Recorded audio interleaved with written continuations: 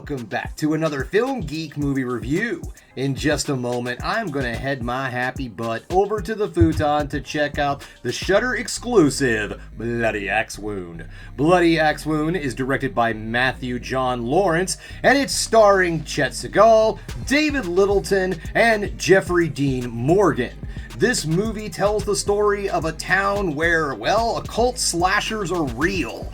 And the town occult slasher happens to have a daughter who's thinking about taking over the family business. Now that dad's kind of getting to the age where he can't do as much of the old slashing as he used to back in the day. Now don't ask me how in God's green earth they are monetizing slashers, but hey, they are in this world. And so someone's got to keep this family afloat. So the young lady decides to take it upon herself to try to keep the tradition and money flowing for her family as a professional occult slasher. Guys, this movie looks really funny, and in all honesty, I am looking forward to getting over there and checking this film out. I guess I did leave out the fact that this is a horror comedy. This is not a serious film by any means, but it looks really interesting. It looks like they're taking together different genres, like the good old slasher horror comedy with a coming-of-age film. So we're going to see how that turns out. So it's enough of me sitting here jibber-jabbering on. As always, my faithful movie companion Haku is waiting for me over at the futon.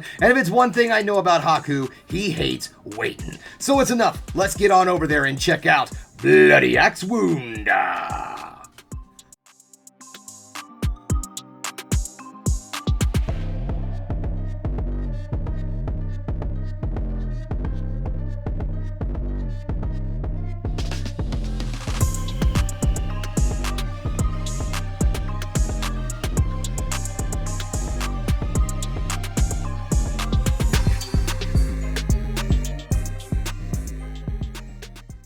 Getting done watching Bloody Axe Wound, and guys, I had a blast with this movie. I thought this film was a lot of fun. Now there's something I want to clear up before we get started. I listed 3 actors as the stars of this film when I did my intro. I was wrong. The actual stars of this film is Sari Rambo Lee and Billy Burke. Sari Rambo Lee plays Abby, the teenage daughter of the slasher of this movie, and Billy Burke plays the slasher. So now that we have that cleared up, let's move into this, alright? Now normally I do negatives and positives, but I really don't have anything really negative to say about this film, but I will say something mixed, and that is the humor.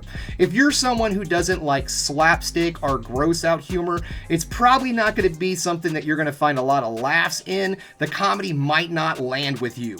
And if you're somebody who is not a big fan of the subgenre of slashers, because there's a lot of tropey stuff and Easter eggs and all for other slasher films in this movie, and I think honestly it does kind of rely a lot on that for the humor of this film, for you to have an understanding of the subgenre. Now, that being said, I do think there is still a lot of enjoyment in this movie, just because you might not laugh a whole lot if you are a fan of slashers, and basically if you're a fan of coming-of-age films, which we'll get into, because the coming-of-age thing isn't necessarily really fleshed out in this movie, but it's used to do something else. So let's just move into the positives, shall we? Now, the first thing I want to talk about is the acting in this film. Sari Rambo Lee is our lead in this film, and I haven't seen her in anything before that I can even think of, but she does an outstanding job. I thought she was great in this role. She plays a very conflicted character who's trying to decide what she wants to do with her life, whether or not she wants to stay within the family business, which just happens to be mass murder, or if she wants to try to go her own way. And I really like the fact that they brought that kind of conflict into our character. I also like the fact that this film is an absolute love letter to the slasher subgenre.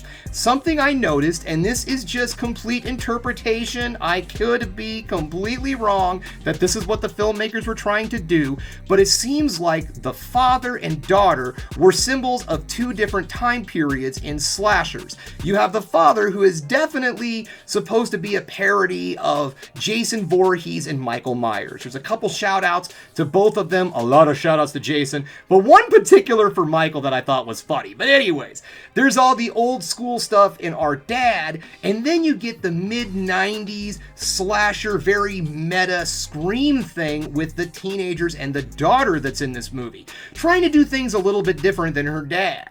And I like the way that they use these two methods by taking the slasher film, throwing in the coming of age film to basically to show the transformation of the slasher subgenre throughout time. During the 80s, we were all about the camp massacres and the unstoppable force and the guy who just keeps coming back. Well, then we get into the 80s, or the 90s, where now, you know what? Let's try to ground this into a little bit more of a reality, something that might actually happen. Let's get rid of all of this occultiness and all, and let's make it actually more than one person, so on and so forth. Make the film really self-aware of what's going on.